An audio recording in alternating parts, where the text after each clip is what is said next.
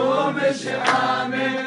كبار صغار من عارف انه يلي بيقتل شعب وخاين كبار صغار من عارف انه يلي بيقتل شعب وخاين دافع علينا عم تتعدد المرمى عنا عم يتهدد حيلعب معاهم مهند يلي بيقتل شعب وخاين ويا مهند يا سعيد اللعب ما عاد يلبسهم شوطه من بعيد يلي بيقتل شعب وخاين يلبسهم شوطه من بعيد يلي بيقتل شعب وخاين من الله لا تخاف والله ابو جعفر ما شاف غير الاهداف يلي بيقتل شعب وخاين ما شاف غير الاهداف يلي بيقتل شعب وخاين هجمات علينا بسونام اسمع يا معاذ الشام هجمت علينا تسونام اسمع يا معاذ الشام وبجيتك اتعس ايامي يلي بيقتل شعب وخاين وجيتك اتعس ايامي يلي بيقتل شعب وخاين وهذا الساروت الشربان الساروت الشربان من اللي حارس فنان خسرنا غسان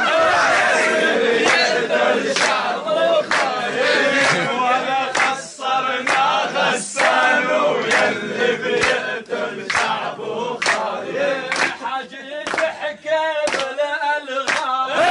راسك مثل جرة الغام حاجل يا معاذ بيقتل شعب وخاين حاجل يا معاذ لك عامل لي حاله شارو طابت تحتك بتفوت يعالك سارون طابي تحتك بتفوت على بيتي لا تفوت يقتل شعب وخاين على بيتي لا ما تفوت طلعوا بقارب مجروح والله ما عداروا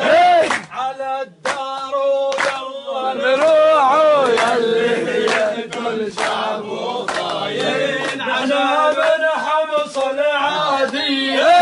وينكم حمص العادية هذا باقي الطاقية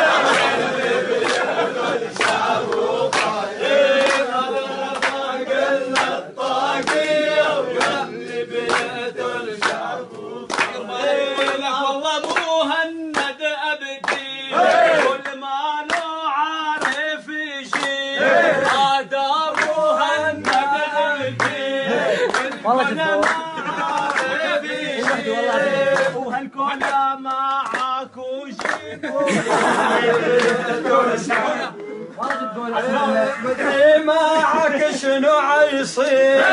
بس عطيني شي تفسير عبيت الدنيا بعصير